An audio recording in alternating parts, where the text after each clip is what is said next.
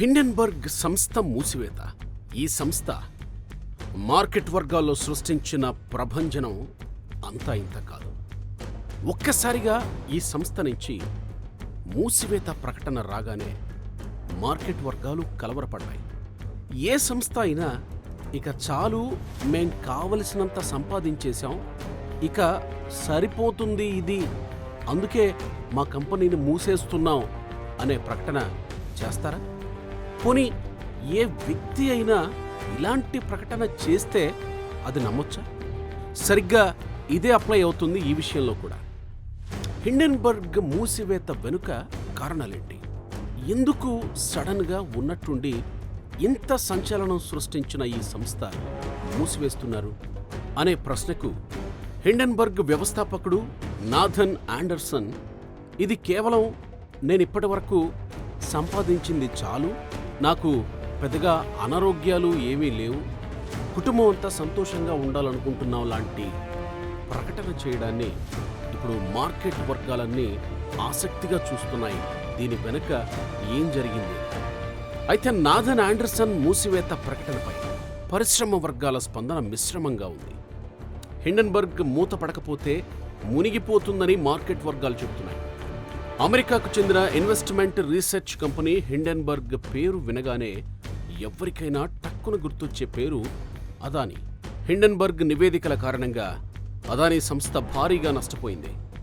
Adani group money laundering, security forgery వంటి నేరాలకు పాల్పడిందంటూ 2003లో Hindenburg నివేదిక విడుదల చేసింది. ఆ దెబ్బకు అదానీ మార్కెట్ విలువ భారీగా పతనమయ్యింది. ఆ ఏడాది అదానీ సంపద దాదాపు 1,00,000 కోట్లు ఆవిరయ్యింది. ఆ తర్వాత మళ్లీ కోలుకుందనుకోండి, అది వేరే సంగతి. ఇక్కడ చెప్పుకోవాల్సిందేంటంటే, హిండెన్బర్గ్ ఫేమస్ అయ్యింది మాత్రం అదానీ గ్రూప్ అవకతవకలపై విడుదల చేసిన నివేదిక ద్వారానే. అప్పట్లోనే హిండెన్బర్గ్ అదానీ గ్రూప్ లక్ష్యంగా వెలువరించిన నివేదిక వెనుక ఏదో మతలబు ఉందన్న అనుమానాలు వ్యక్తమయ్యాయి. ఇప్పుడు ఉరుములేని పిడుగులా హిండెన్బర్గ్ మూసివేత ప్రకటన ఆ అనుమానాలకు బలం చేకూరుస్తోంది. హిండెన్బర్గ్ షార్ట్ సెల్లింగ్ వ్యూహాలతో లాభాలను ఆర్జిస్తుంది. అందులో భాగంగానే ఇప్పటి వరకు అదానీ సహా 36 కంపెనీలపై తన రీసెర్చ్ డాక్యుమెంట్లను విడుదల చేసింది. ఆ గ్రూప్ ప్రతికూల నివేదికలే విడుదల చేసింది.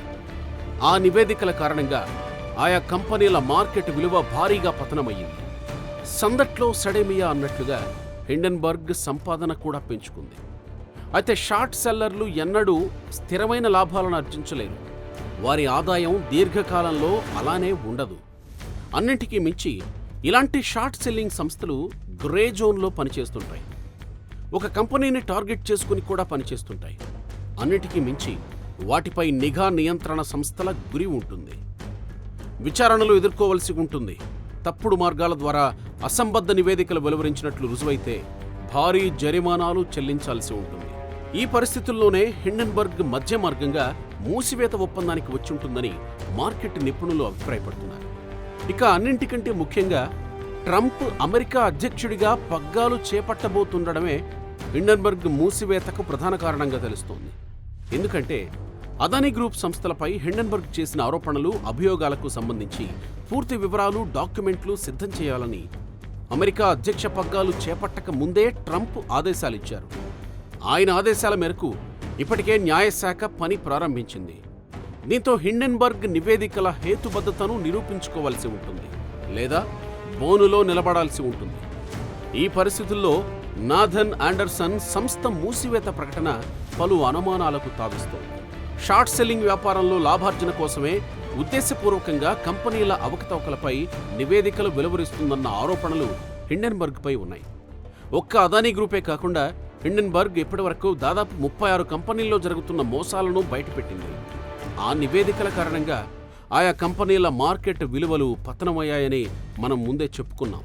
ఇక మరో కథనం ఏంటంటే, హిండెన్బర్గ్ ఒక పావు మాత్రమేనని, అదానీపై నివేదిక తర్వాత భారత పార్లమెంటు వేదికగా అధికార ప్రతిపక్ష పార్టీలు అదానీకి మద్దతుగా, వ్యతిరేకంగా మోహరించడమే ఇందుకు తార్కాణమని పరిశీలకులు విశ్లేషిస్తున్నారు.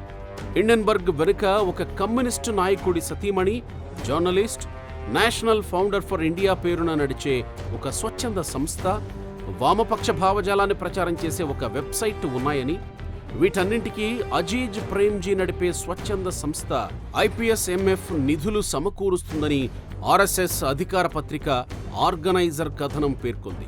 ఇన్ని రకాలుగా హిండెన్బర్గ్ రీసెర్చ్ నివేదికలపై అనుమానాలు ముసురుతున్న వేళ ఆ సంస్థ మూసివేత ప్రకటన సంచలనం సృష్టించింది. హిండెన్బర్గ్ మూసివేత ప్రకటన వెలువడిన గంటల వ్యవధిలోనే అదానీ పవర్ షేర్లు 9%, Adani green energy, Adani enterprises, Adani total gas షేర్లు 7% పెరగడం కొసమెరుపు.